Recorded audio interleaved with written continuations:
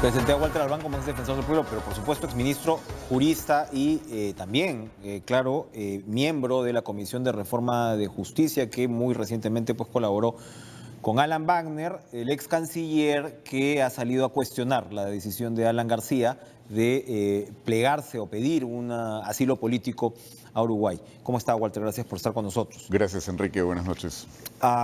Yo mencionaba antes este informe de la Comisión Interamericana de Derechos Humanos que toca en realidad la detención preventiva en toda la región aproximadamente hace un año, un poquito más de repente. Y en el caso del Perú cuestionaba abiertamente el uso excesivo de lo que era la prisión preventiva de 36 meses, ampliable a otros 36 meses, en casos relacionados con crimen organizado a partir del tema de corrupción de funcionarios. Incluso ahí Humala todavía no había entrado a la cárcel, estaba a punto de hacerlo. No sé si este informe estaba midiendo ya todas las consecuencias por ese lado, pero mi pregunta iba por allí. Evidentemente, pues, Alan García debe ser de los políticos más rechazados del país, pero su argumentación va también por ese lado. Él dice, se está abusando de la detención preventiva y yo iba a caer de todas maneras por ahí. ¿Tiene algún asidero García para reclamar esto? Bueno, yo creo que objetivamente ese es un punto que se ha venido planteando desde tiempo atrás como algo que habría que ir midiendo mejor dentro del sistema judicial, porque hay que comprender también de que todas estas figuras del Código Procesal Penal, que es relativamente reciente en su aplicación en Lima por lo menos, para delitos de corrupción además, todavía como que en algunos casos no se explica por qué la medida que debiera ser absolutamente excepcional, no es verdad, se ha convertido en algo más o menos frecuente. Yo creo que ese es un punto discutible, pero hay que también evaluarlo caso por caso, porque entonces hay situaciones en las cuales no habría cómo poner en cuestión las medidas si es que en efecto se puede hacer evidente de que habrían formas de ir trabando, obstruyendo la investigación o que hay riesgo de fuga, ¿no es verdad? Entonces, esto aplicado a la situación del señor Alan García, me parece que, como ya otros lo han señalado, no se explica porque en su caso lo que se había dictado, digamos, era lo mínimo en estos temas que ha sido Es el primer escalón, que es el impedimento de salida del país. Y él estaba todo el tiempo marcando reiteradamente que él se iba a someter a la justicia, que él no tenía nada que esconder. Horas antes del asilo había dicho que se allanaba, ¿verdad? Entonces, pero previamente había advertido con este tema de una cierta campaña sobre un golpe de Estado, ¿no?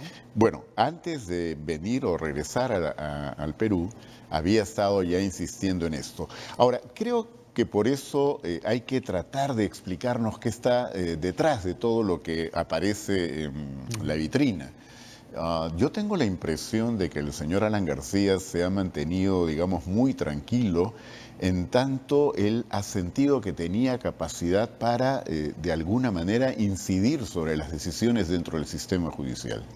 Y esto tiene mucho que ver con lo que ha sido este último Consejo Nacional de la Magistratura, con la forma como Chávarri llega a la Fiscalía de la Nación, que no llega de golpe, ya estaba esto más o menos anunciado.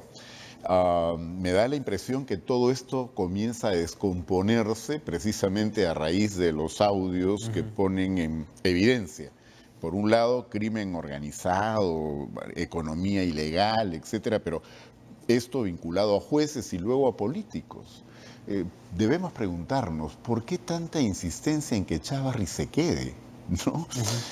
Creo que es su última carta para tratar de neutralizar lo que ocurre en el Ministerio Público. A mí me da la impresión de que ya esto, digamos, lo vamos a ir conociendo mejor conforme pasen los días y el tiempo, y el Ministerio Público, o digamos el trabajo de algunos fiscales como Pérez o como la fiscal Castro o Sánchez, pueda ir avanzando.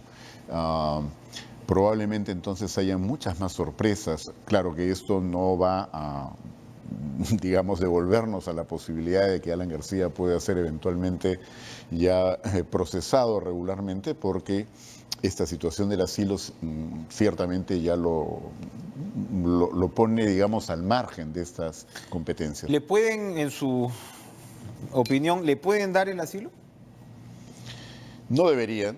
Yo creo que ya tenemos a estas alturas, el asilo es una figura muy vieja, ¿no? Que viene de mucho tiempo atrás y es casi una tradición, pero lo que hoy día vivimos es diferente. La corrupción campea en diferentes partes del mundo, pero en América Latina sin duda.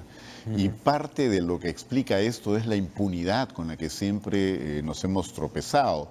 Creo que después de la Convención de Naciones Unidas sobre, digamos, los compromisos de los países para luchar contra la corrupción y sobre todo también la Convención Interamericana contra la Corrupción, y hace poco, ¿no es cierto?, en Perú se celebró una cumbre de jefes de Estado en el cual también se han suscrito compromisos para luchar contra la corrupción, hacen que ya no se puede evaluar con la misma ligereza o superficialidad este tipo de De situaciones. repente antes lo que primaba mucho era que se señalaba o se endilgaban delitos de corrupción cuando en realidad detrás había una persecución política, o se manipulaba la figura de la corrupción para perseguir a tus adversarios políticos Pero ni siquiera de o reprimirlos. corrupción, ¿no? O sea, se buscaban distintos pretextos, por lo general se trataba de regímenes o dictatoriales o muy autoritarios, donde no se respetaba la institucionalidad.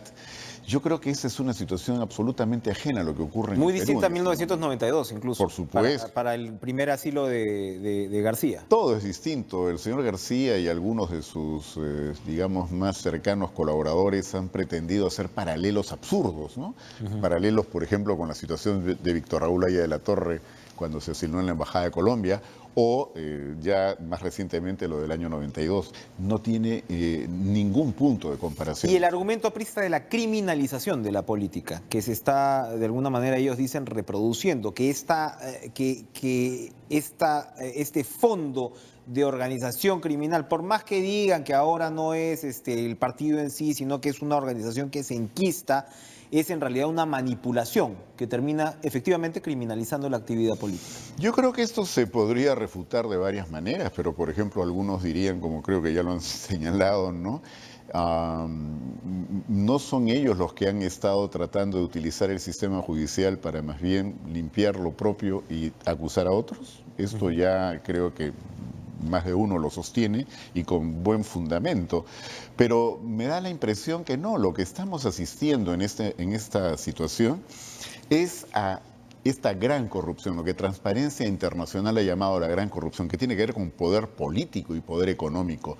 Desgraciadamente en el Perú, y sobre todo por lo que tiene que ver con financiamiento de organizaciones políticas, hemos asistido a un proceso de descomposición de estas organizaciones. En lugar de, digamos, plantear programas, ideología, competir efectivamente por ver cuál es la mejor manera de desarrollar el país, lo que hay son gente que ha llegado a estas organizaciones y ha comenzado a enriquecerse, pero de la manera, digamos, en la que de ninguna forma podemos aceptar, ¿no es cierto? O sea, dañando los intereses del país y en base a corrupción, vínculos que ahora se están pudiendo evidenciar en varios casos con organizaciones criminales también ligadas a la economía ilegal.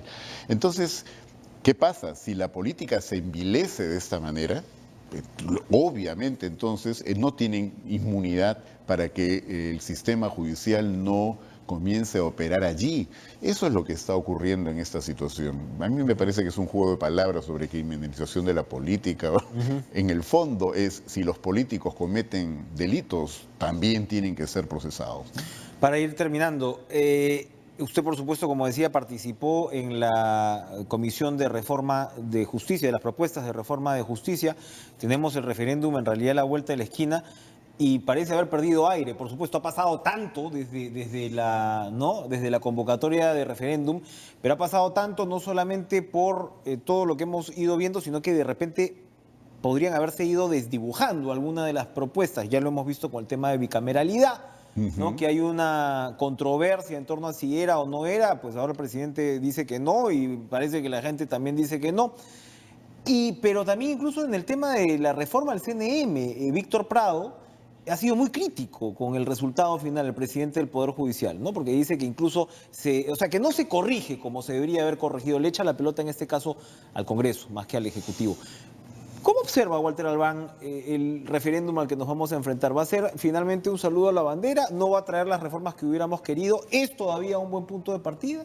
Yo creo que es un buen punto de partida, es un hecho político que al ser convocada la ciudadanía para pronunciarse en temas tan de fondo, cambió el escenario del país. Y creo que eso ya, digamos, es un activo que hay que más bien saber aprovechar, no dejemos que esto, digamos, se quede solamente en el ejercicio de la opinión pública al momento de ir al referéndum el 9 de diciembre. Hay que ver cómo proyectar eso.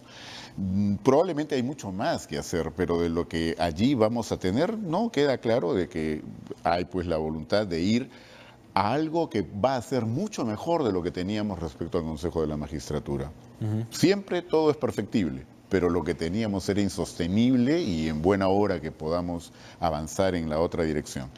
Cuando se habla del financiamiento de la política, sí, hay cosas que todavía habrá que seguir trabajando, pero hay que dar ya este cambio, ¿no? Este giro, por ejemplo, haciendo que el financiamiento o los aportes a campañas que no son declarados se conviertan en delitos. Eso es clave. Esto es algo clave que nunca el Congreso ha querido hacer, ¿no?